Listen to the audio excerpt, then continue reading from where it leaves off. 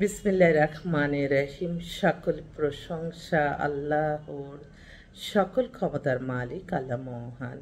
আসসালামু আলাইকুম আমার প্রাণ প্রিয় সকল আপনজন, কেমন আছেন?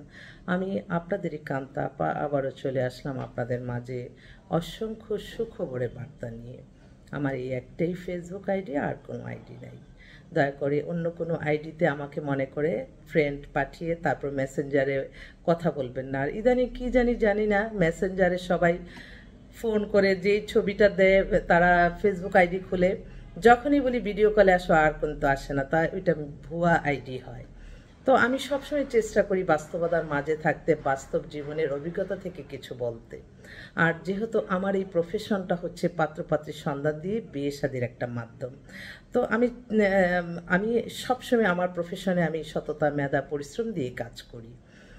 আপনারা যারা এই ছোট ছোট অপরাধগুলি করেন, নিজের পরিচয় গোপন রেখে আরেকজনের ছবি দিয়ে আপনারা আইডি চালান, এটা কিন্তু একটা বড় অপরাধ। আমি বলবো এই অপরাধ থেকে কিন্তু বড় অপরাধী হয়ে যায়, সেজন্য এগুলির ব্যাপারেও সতর্ক থাকতে হবে। আর আমার তো হোয়াটসঅ্যাপ নাম্বার আছে, অফিসের ঠিকানা আছে, হোয়াটসঅ্যাপ নাম্বারটা বলে দিচ্ছি 01971860261। এই মুহূর্তে আসলে খুব এক্সক্লুসিভ কিছু পাত্রী আসছে আমার অফিসেই বসা, তো তাদেরকে আমি লাইভ দেখাতে পারতাম, কিন্তু মানুষ তো এক একটা মানুষ এক এক রকম মেন্টালিটি। আপনি দেখবেন আপনার আত্মীয় স্বজন কখনো কোনো বিয়ে আনবে না, কিন্তু আপনাকে খোঁচা মারতে পারে যে হ্যাঁ ওনার কাছে গেছে বিয়ের জন্য, বিয়ে হচ্ছে না। এটা একদম, এই জিনিসগুলি একদম মিথ্যা। এবং আপনারা সবসময় এটা মনে রাখবেন যে আমাদের যেমন এটা একটা মার্কেটে গেলেন, আপনি মোবাইল কিনবেন, আপনি যদি মোবাইলের দোকানে না যান আপনি কিন্তু 10টা দেখে একটা নিতে পারবেন না। সেজন্য আমাদের কাছে এসে আপনারা 10টা দেখে একটা যাচাই বাছাই করে কিন্তু পাচ্ছেন। এবং সবচেয়ে ভালো খবর যেটা, এই ম্যারেজ মিডিয়ার মাধ্যমে যখন আপনি একটা ছেলে এবং মেয়ে পাচ্ছেন, সেখানে কিন্তু তারা কিন্তু কোথাও কোনো অ্যাফেয়ার নাই, এবং যাদের কোনো নিজস্ব পছন্দ নাই, নিজস্ব একটা জগৎ নাই, তারাই কিন্তু গার্জিয়ানরা সহকারে আমাদের কাছে আসে। তাই আপনারা কিন্তু অনেক ভালো জিনিসই পান। এবং আমি তো অনেক দেখি, অনেক গর্জিয়াস করে বিয়ে শাদির অনুষ্ঠান 10-20 কোটি টাকা করে করে, তার 1 মাস পরে এসে বলে যে আপা আমার মেয়ের তো ডিভোর্স হয়ে গেছে, আমার ছেলে তো ডিভোর্স হয়ে গেছে। কেন? যে আত্মীয় স্বজন আনে, আমরা কিছু বলতে পারি না, খোঁজখবর নিতে পারি না। আর আমাদের এখানে যারা আসেন আপনারা 100% সততা নিয়ে আলহামদুলিল্লাহ আসেন, এবং প্রত্যেকটা কাজে কথায় সব কিছুই। আর আমি তো সবাইকে ফোন নাম্বার দিয়ে তাদের সাথে তাদের দুজনকে কথা বলাই। আমি কখনো আমার ভিতরে হাইডেন্স কিছুই রাখি না, আমি সব কিছু ওপেন। তো আমি জানি যে এই প্রফেশনে যদি সততা দিয়ে কাজ করা যায়, এটা কিন্তু অনেক আল্লাহর একটা এমন একটা প্রফেশন যে আল্লাহ নিজে বলছে আমি সবচেয়ে খুশি হই দুইজন মানুষকে যদি মিলিয়ে দিলে। আলহামদুলিল্লাহ, আল্লাহ যাতে আমার এই ভালো কাজগুলি আল্লাহ যাতে কবুল আর মঞ্জুর করে নেন, আমি সকলের কাছে দোয়া চাই। এই মুহূর্তে এক ভাই তার মেয়ের জন্য আসছে। মেয়ে অস্ট্রিয়া ভিয়েনা থাকে, মেয়ে ওখানে মাস্টার্স করেছে, ওখানে অনেক বড় চাকরি করে, সিএ চার্টার্ড অ্যাকাউন্টেন্ট। মেয়ের বয়স হচ্ছে 26, 5 ফিট 1 মতো লম্বা, দেখতে খুবই সুন্দরী, শুধু একটু হাইটটাই কম। তো এই ভাইয়ের কথাটা এত ভাল লাগলো, উনি এসে বলল যে আপা বাংলাদেশে তো অনেক ছেলে বেকার আছে, যারা লেখাপড়া করে চাকরি পাচ্ছে না, যারা বিজনেস করতে যাবে সেখানে সে অনেক ইনভেস্ট করতে হয়, সেটা পাচ্ছে না। অনেক পরিবার, একটা ছেলের কারণে কিন্তু একটা পরিবার উঠে যায়, একটা মেয়ের কারণে পরিবার উঠে যায়। তো এমন একটা ছেলে দেন যে ছেলে মাস্টার্স করবা, ডাক্তার বা ইঞ্জিনিয়ার বা বিজনেস মাইন্ডের, বা লেখাপড়া করে শেষ করে বসে আছে, ভালো চাকরি পাচ্ছে না।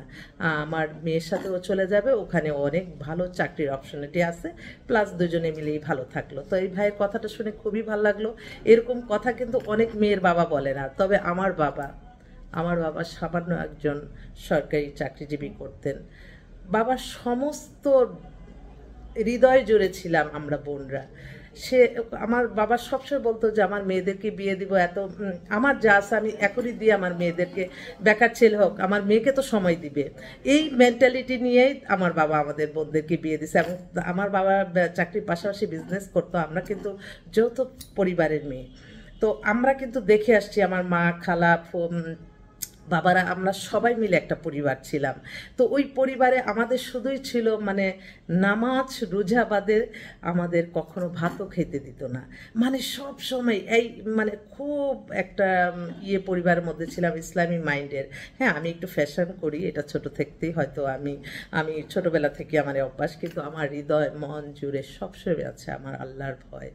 আল্লাহর ভয়ে সবসময় আছে। আমি এটা বড় করে আমি বলতে পারি যে হ্যাঁ, উপরের সাইড দেখে অনেক সময় অনেক কিছু বোঝা যায় না, আপনাদের বুঝতে হবে। আবার দেখেন আপনি, আমার কষ্ট লাগে, আমার সবচেয়ে কষ্ট লাগে যখন দেখি কোনো বোন সে একটা খারাপ উদ্দেশ্যে তার বোরকাটা ব্যবহার করে, আমি সবচেয়ে কষ্ট পাই। যাক, এগুলি কথা তো আর বলে লাভ নাই, কারণ সমাজে বিভিন্ন ধরনের মানুষ থাকবে, তবে সবচেয়ে ভালো মানুষের সংখ্যাই বেশি, আপনারা মনে রাখবেন। খারাপ অল্প, এগুলি বিভিন্ন জায়গায় ঘুরে। আমাদের সবসময় আমাদের মেন্টালিটি থাকতে হবে মানুষের কল্যাণ, আমার আল্লাহর খুশির জন্য আমরা সব কিছু করব। আমার অনেকগুলি বোন আসছে, বিধবা, ডিভোর্স, অবিবাহিত আসছে, তারা পাত্র খুঁজছে। আমার অফিসেই বসা, তো আমি এবার একটা প্রোগ্রামে যাব। আমি ভাবলাম যে আমি আমার ফেসবুকের মাধ্যমে একটু আমার বোনদের ডিসপ্লে করি। পাত্র ভাই তো অনেকেই আছে এরকম, একটা রিজিকের ব্যবস্থা হয়ে যাবে ইনশাল্লাহ। আরেক বোন ফোন করছে তার মেয়ের জন্য, দেখি বোনটা খুব অস্থির, সে অস্ট্রেলিয়া চলে যাচ্ছে, তার মেয়ে দেশে আসছে। আমি আবারও আসবো আপনাদের মাঝে, পরে আবার কথা বলবো। দোয়া করবেন সকল কাজে যাতে আল্লাহ সফলতা দান করেন। আসসালামু আলাইকুম।